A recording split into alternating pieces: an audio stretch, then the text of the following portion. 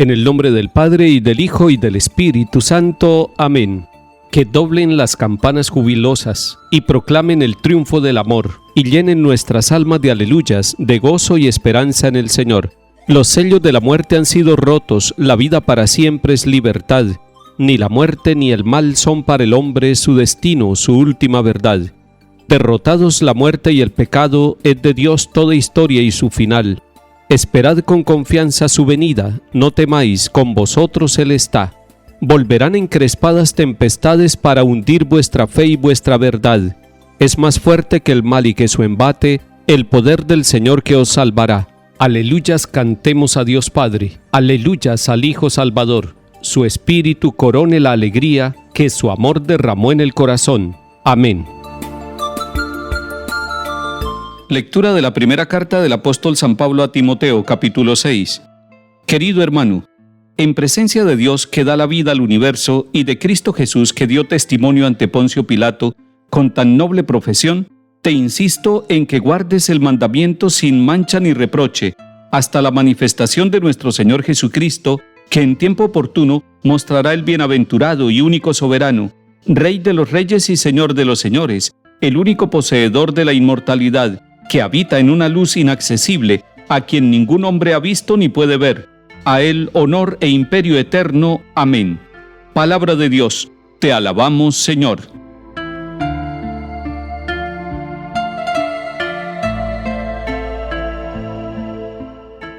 La primera carta a Timoteo que estamos terminando de leer en el día de hoy es una carta de motivación en la fe y en el servicio a la comunidad, de motivación en el seguimiento de Jesucristo, de motivación aún en medio de las adversidades, de los falsos profetas, de los falsos maestros y de todas aquellas doctrinas que quieren engañar a las personas que empiezan a seguir a Jesucristo el Señor y que pueden estar débiles.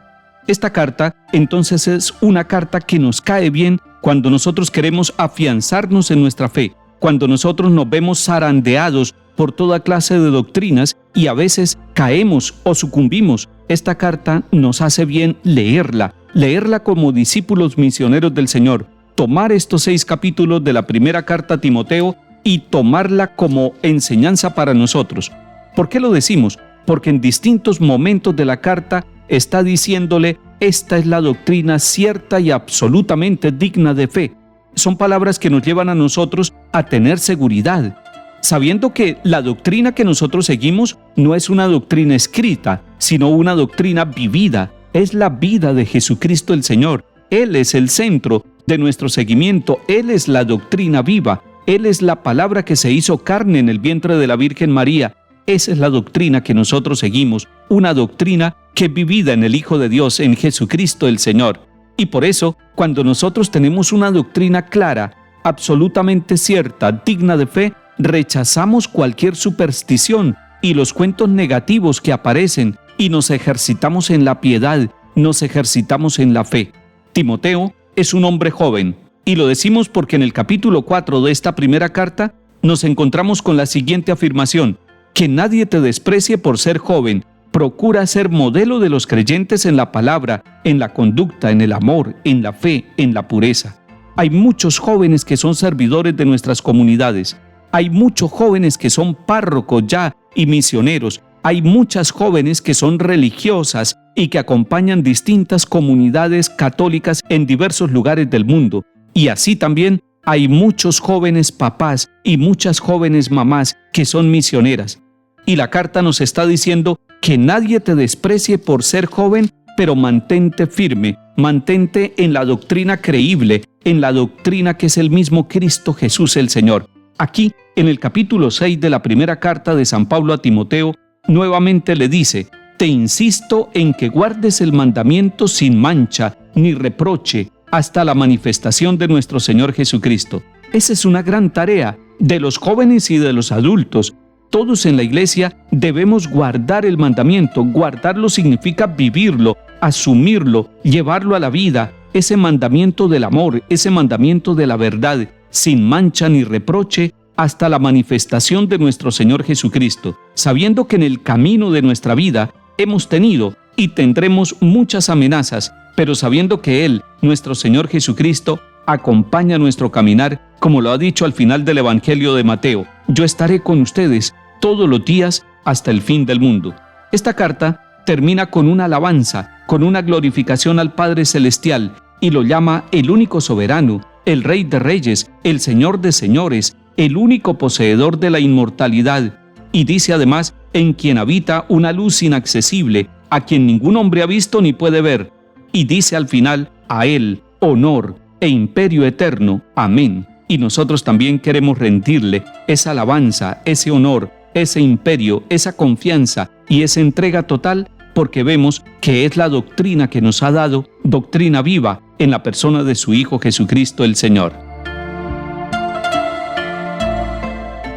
Salmo 99. Aclama al Señor tierra entera, sirvan al Señor con alegría, entren en su presencia con vítores, sepan que el Señor es Dios, que Él nos hizo y somos suyos, su pueblo y ovejas de su rebaño. Entren por sus puertas con acción de gracias, por sus atrios con himnos, dándole gracias y bendiciendo su nombre. El Señor es bueno, su misericordia es eterna, su fidelidad por todas las edades.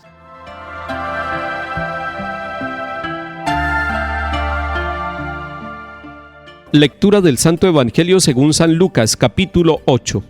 En aquel tiempo se le juntaba a Jesús mucha gente, y al pasar por los pueblos otros se iban añadiendo. Entonces les dijo esta parábola: salió el sembrador a sembrar su semilla. Al sembrarla, algo cayó al borde del camino, lo pisaron y los pájaros se lo comieron. Otro poco cayó en terreno pedregoso, y al crecer se secó por falta de humedad. Otro poco cayó entre zarzas, y las zarzas creciendo al mismo tiempo lo ahogaron. El resto cayó en tierra buena, y al crecer dio fruto al 100%. Dicho esto, exclamó: el que tenga oídos para oír, que oiga. Entonces le preguntaron los discípulos: ¿qué significa esa parábola? Él les respondió: a ustedes se les ha concedido conocer los secretos del reino de Dios. A los demás, solo en parábolas, para que viendo no vean y oyendo no entiendan. El sentido de la parábola es este: la semilla es la palabra de Dios. Los del borde del camino son los que escuchan, pero luego viene el diablo y se lleva la palabra de sus corazones para que no crean y se salven. Los del terreno pedregoso son los que al escucharla reciben la palabra con alegría, pero no tienen raíz. Son los que por algún tiempo creen, pero en el momento de la prueba fallan. Lo que cayó entre zarzas son los que escuchan, pero con los afanes y riquezas y placeres de la vida se van ahogando y no maduran. Los de la tierra buena son los que con un corazón noble y generoso escuchan la palabra, la guardan y dan fruto perseverando. Palabra del Señor. Gloria a ti, Señor Jesús. Salió el sembrador a sembrar su semilla. Así empieza el Señor Jesús, enseñando a los discípulos y hoy a nosotros. Salió a sembrar. El que sale a sembrar es Dios mismo, que sale al campo, al terreno, a la creación entera, a sembrar su semilla. Y la semilla que el Padre siembra es la semilla eterna, la semilla del Verbo, la semilla de la palabra. Y recordemos que la palabra se hizo carne en el vientre de la Virgen María y habitó entre nosotros. Pero esa semilla creció y dio fruto. El fruto del Evangelio, el fruto de la predicación del reino. Esa semilla fue llevada a la cruz. Esa semilla fue macerada, fue herida, y esa semilla fue sepultada.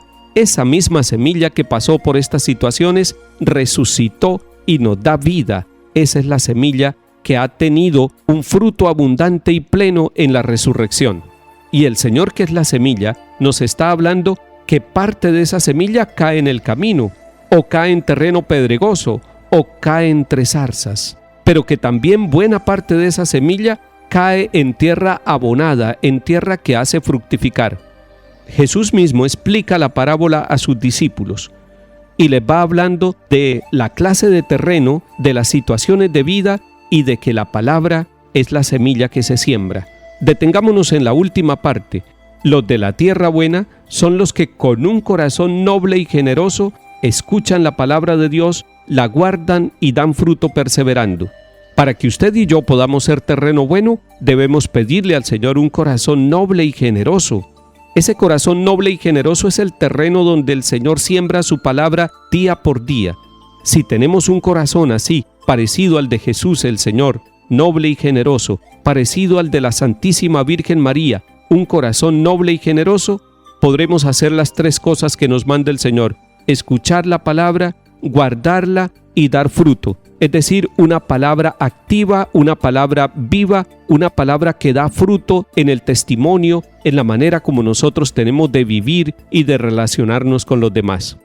Recuerde que mañana en la Eucaristía usted va con su familia al encuentro del Señor y Él siembra la semilla en su corazón. Gracias, Señor, por darnos la vida. Que el Señor nos bendiga y acompañe en el nombre del Padre y del Hijo y del Espíritu Santo. Amén.